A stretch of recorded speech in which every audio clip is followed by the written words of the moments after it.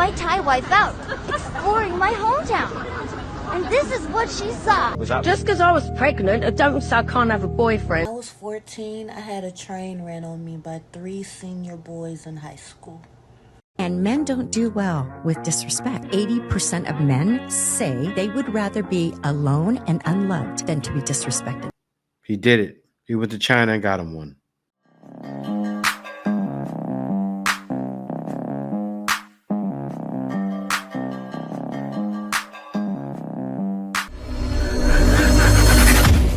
Hey guys, welcome back to More to Life. Before I get into this video, I ask that you like, comment, subscribe. Also, smash that notification bell just to be sure you get my videos as soon as I release them. All right, guys. Now, before I get into this video, I just want to point this out. I took a look at my subscribed and not subscribed. It's free to subscribe. So if you like my content and you love what I do, be sure to click that notification bell after subscribing so you can get on my content as soon as I release it. All right, let's get right into it. For real this time. We're getting into it. Finally! Taking my Thai wife out, exploring my hometown. And this is what she saw.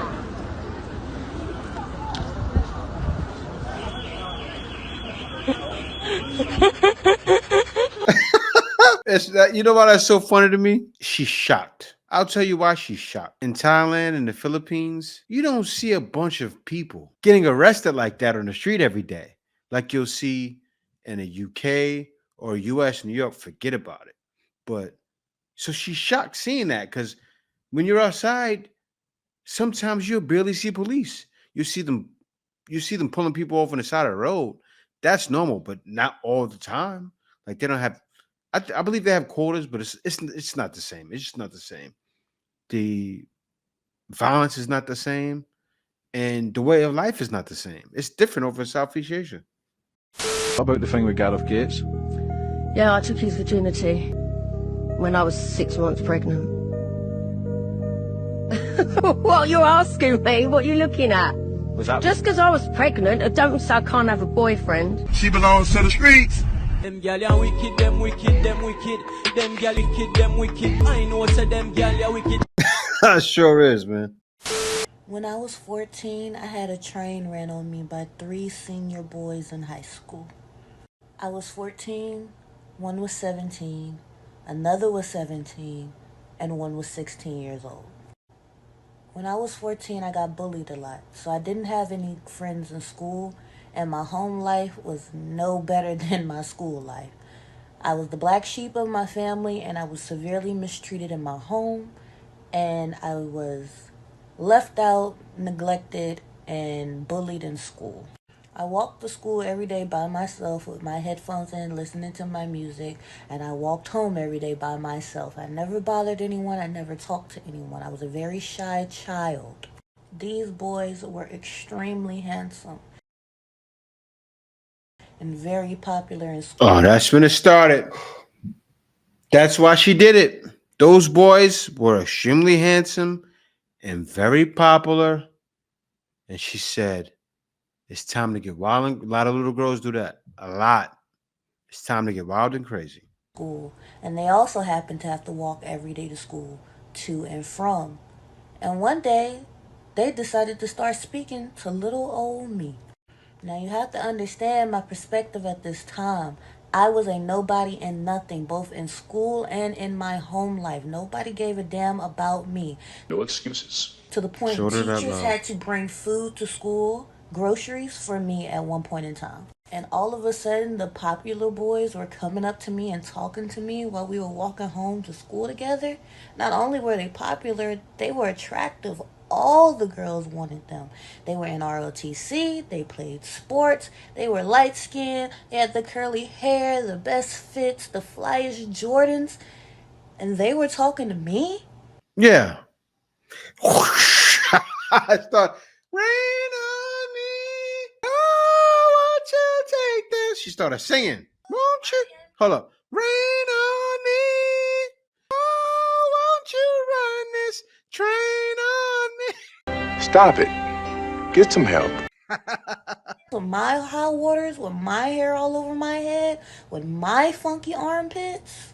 I felt like I was dreaming. I couldn't believe it. Like, this could finally be my chance. I could finally have some friends. I could finally be part of the popular crowd. I could finally be in, right? They told me that I was cool, that they wanted me to come over and play games with them. So that's what I did. One day I followed them home. I walked right down the street with them to their house, and I went inside to play Call of Duty with them. I remember their home was much different from my home life. Their mom was in the kitchen cooking. Their aunts were in there. They was all chit-chatting. They offered me a plate. Their brothers and cousins were all in the room playing together. I was so amazed. I felt so welcomed. I felt so at home. I thought to myself, I never want this feeling to stop. I don't want to go back home to where I was at and get cussed out, yelled, and abused. This is amazing. I got new friends and maybe even a new family too. We played Call of Duty until the sun went down, and then his mom told me I needed to go home. As I was going home, he told me, come back. I'll sneak you in so that we can play the game some more. When it started to get dark, I obviously had to head back home. But as I was getting ready to leave, he came up to me and said, come back tonight. I'll sneak you in so we can play more of the game. 14-year-old me, who wouldn't want to play more of the game with one of the most popular boys in school? Come on now. So that's what I did. I came back. And we played the game. And then he leaned over and he touched me. And he kissed me. And he told me I was pretty. In my mind, it was like someone blew my head off. The popular boy in school just told me I was pretty and kissed me and likes me. That's what he's telling me. He likes me. Fast forward and he's got my clothes off and we're doing the whoop-de-woo and I'm completely vulnerable. And as we're doing it and he turns me over and tells me to get on my hands and knees and arch my back, I hear the door crack open. I look up in shock, gasp, thinking his mom has called us and we're about to be in so much trouble, but nope. It's his brother. He never stopped stroking me as his brother walked in. I sat there in disbelief, my mind racing. Mind you, I hadn't even had sex really before this. You know, a couple of little playful things here and there, but this was really my first full time going all the way. Run. So now I'm wondering what's going on. Why hasn't he stopped? Do I stop? Do I lay here? Do I tell him to stop? I don't really know. His brother walks in, he never stops stroking, and then he leans down and whispers in my ear, can my brother get a turn? I don't really know what to say. I don't know what to do. Do I say no? Do I say yes? I mean, I should say no, right? Can your brother get a turn? I don't even know your brother, but I finally have some friends. This is not a fairy tale. And their family's really nice to me. I hate to mess this up. So him and his brother get a turn. But then the door cracks open again. And here comes his cousin. Ain't no fun unless we all get some, right? That's what they told to me. I'll spare you all the details of my sad sob story, but let's just say fast forward, everyone has their fun, I guess. And it's time for me to go home. And I'm confused. And I'm ashamed. And I don't really have anybody I can talk to about it. I don't know what I just did. And I don't even know if I liked what I just did. Anyways, because I know this video is getting long and you guys probably don't want to hear all the details. Oh, no, we want to hear more. My point exactly. Long story short, back then, I didn't realize that I was a victim. I didn't realize that that was a manipulation tactic. I didn't realize I was targeted. Back then, I was just ashamed. I felt like I had been a whore, a harlot. I felt disgusting. I felt like it was my fault. I felt like I should have moved smarter. And I also, in the same breath, felt like, finally, somebody loves me. Somebody wants me. Finally, I'm pretty enough. Finally, I'm good enough. And it was two confusing different feelings. And now that I'm older, I really understand what was going on. And I'm just making this video to spread awareness for the other girls that may have had the same thing happen to them or may have gone through similar things and were always too ashamed to bring it up or speak their truth. You were a victim. No, you weren't a victim. You weren't a victim. Well, you were, but you weren't. What happened was, and guys, younger guys know this especially. They knew she was a pick me. That's what she was. She wasn't a pick me like how you see him nowadays. Oh, stop doing men wrong. She wasn't that kind of pick me. She was the pick me like I want to be, yeah, like she explained. I want to be liked. I want people to be nice to me. And oh yeah, the boys were being nice to you. But you know what happens to some women? Things like that happen. And then they get, after that, they're 3 or 4. And they like it. And they want trains ran all the time. And the wild thing is, we'll never know. Why? Because that's the one story she's gonna tell. Am I wrong? After that, she could have been a train queen. She did that. I gotta get graphic really quickly. It was, you know what I'm talking about. First nervous and then, and now she likes it. She's a train queen. Sad, but it happens. Is that the guy's fault? No, I don't think so. I think it comes from not being raised, the male adult to father, pretty much, to tell her what's right from wrong. And it's sad, but that's what happens. Sad but true. I mean, you don't have a daddy. The feminist movement is one of the biggest reasons for the divorce rate these days because women have become so masculine. If a woman gets in her masculine energy, a lot of times she'll be disrespectful to her husband. And men don't do well with disrespect. There's surveys that say that 80% of men say they would rather be alone and unloved than to be disrespected. That's what we do, right? Yeah. And see, the feminist movement has taken it so far over the years. It's not just equal rights anymore. So now you see what she's saying? Men would rather be alone than be disrespected.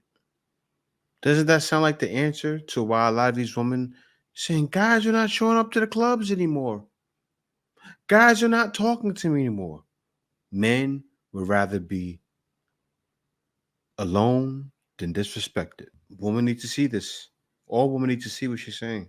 Rights anymore. Now it's men are being diminished and devalued and demoralized. What do we need men for? We don't need men. We can buy our own cars and vote. We can make our own money, run our own businesses. We can even have babies without men. That makes men feel awful. A man doesn't feel he has anything to contribute to that woman's life. He's got to move on down the road. And that's what's happening with so many guys. Because guys go through it too, right? Just how that.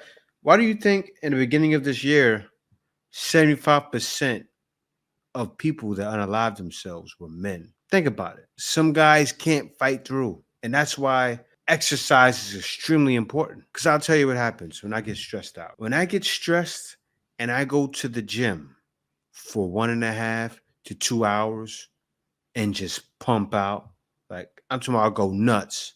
I'll go to the gym, hit one exercise, a set of 20, and then jump. I'll do chest and then jump over the shoulders and then jump over the back and then jump over to arms. I go nonstop. Sometimes I need to do that for 1.5 hours straight. When I'm done, I'm like, I'm dripping sweat everywhere, like crazy. I go crazy, and it's needed sometimes. And men would rather do things like that than deal with women sometimes. Because that's how I was before I came to the Philippines. Oh, man. I lived around the corner from a track.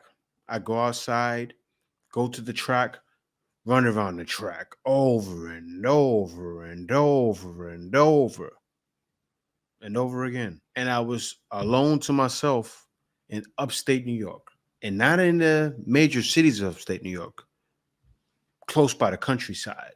So, yeah, but that's what guys would rather that than to be disrespected. So this brother, he did it. He went to China and got him one. She a little thick one too, a little bit, right? He got him one. Now, I love seeing this, right? Because you do see brothers go out to China and some woman a headaches, right? Yeah, look at her. Good. Check her out. She's good. She's not a skinny one. She's got a little meat on her. But guys also find this. And I'll tell you why it works for guys. The reason why it works for guys, because and I'll let it keep playing as I'm talking. There's 1 billion people out there. It's like, right? What is it? It's like that in India too, right? It's like 1 billion or something like that in China and India. There are so many women that are single and lonely.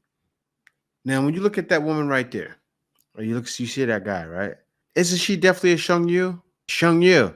You see her and go Sheng Yu, and you look at her and you see how she looks in her body, and she's okay. She's not all that pretty. She's okay. You see the body and then the attitude. Do you know how much she probably felt she had to prove to that black man she was worthy? Could you imagine? So many guys rejecting you. Oh, you're old. Sheng Ye, you can't have my baby. Sheng Ye. Which means leftover women. You 33, Sheng Ye. Because not every girl has the attitude. Because you see the YouTube videos. Women, oh, no, I want this. Not every girl's like that in China. Getting so, no, Sheng Ye. I'm just being OA, but still, they're going through that. Then the guy, one of us swoops through, scoops him right up. And that's what guys are looking to do. With the way things that happen in the West, a guy will take his chance out in China or anywhere rather than deal with that nonsense. I just showed the woman showed why guys don't want to deal because feminism, all that stuff. Men would rather be alone. Instead of being alone, you can go find a woman for you. More guys are going to do it because they realize Love has no boundaries. definitely more to life than do anything that's not like that.